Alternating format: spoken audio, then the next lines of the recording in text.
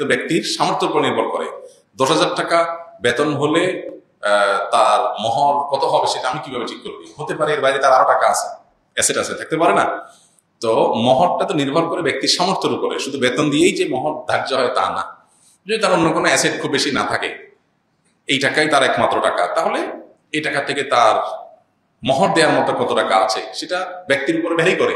কারণ 10,000 টাকার মধ্যে 5,000 করে মাসে থেকে যায়, কারণ 10,000 টাকা চাকরি বেতন পায় কিন্তু 12,000 টাকা মাসে খরচ হয়, 2,000 টাকা তার ড্যামেজ থাকে। এটা তো ব্যক্তির উপর নির্ভর করে। কিন্তু সামর্থ্যের বাইরে অযৌক্তিক অযাচিত মহরের ফিগার চাপিয়ে দেওয়া শরীয়ত সমর্থন করে না। এখন ধরুন একজন 10,000 টাকা বেতন পায়, তিনি 2,000 1,000 করে জমাইতে পারেন, এর বেশি জমাইতে পারেন না। ধরুন যদিও 10,000 টাকা দিয়ে আজকাল কি হয়, একজন হাফিজ আলেমের বেতন এত কম কিভাবে চিন্তা করা যায়? একজন দারোয়ানের বেতন, কাজের লোকের বেতন এত কম হয় না, এটা দুর্ভাগ্যজনক বাস্তবতা।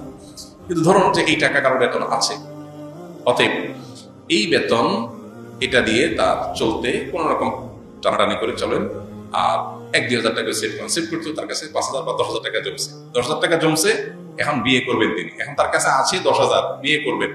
একেবারে যা না হলে নয়, স্ত্রীর জন্য কাপড় চোপড় যেটা একেবারে না হলে সেটা কিনতেও যদি 5,000 টাকায় হয় ফর এক্সাম্পল, তাহলে বাকি 5,000 টাকা মহর ধার্য করবে।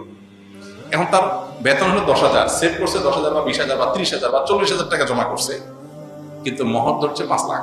এটা অযৌক্তিক, কারণ এই 5 লাখ তার পরিশোধ করার কোনো আপাত দৃষ্টিতে কোনো উপায় নাই। মেয়ের বাবারাও ওই ফিগার দেখে খুশি, 5 লাখ আছে, আরে নগদ কত পাবেন সেই হিসাব করো। এই জন্য এটা নির্ভর করে বা ছেলের সামর্থ্যের উপরে, তার কাছে যে টাকা দেওয়ার মতো আছে এটাই মহর হবে। আমাদের দেশে মহরটা বাকি হওয়াটাই হলো বাই ডিফল্ট।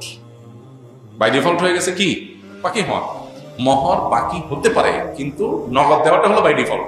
এখন আমি বেতন যাই পাই, আমি 50,000 টাকা জমাইতে পারছি, 1 লাখ টাকা জমাতে পারছি। এখন যখন বিয়ে করতে যাবেন আপনি 1 লাখ টাকা নিয়ে, তাহলে বিয়ের খরচ খরচা বাদ দিয়ে বাকি যেটা আছে মহর প্লাস আপনি ওই টাকা মেয়ে খুঁজবেন। এখন মুশকিল এই মেয়ে এখন আর পাওয়া যায় না। মেয়ের বাবা তাহাজ্জুদ পড়ে কিন্তু মহর লাগবে 5 লাখ। মেয়ের বাবা সবই ঠিক আছে কিন্তু মহর 3 লাখের নিচে রাজি না। মেয়ের বাবাদেরও আল্লাহর কাছে জবাব দিতে আছে। বিয়েকে কঠিন করলে জেনা সহজ হবে, যুবতীদের মেয়েদের চরিত্র নষ্ট হবে। অতএব এ ব্যাপারে মেয়ের বাবাদের আরো সহজ করার মানসিকতা রাখতে হবে।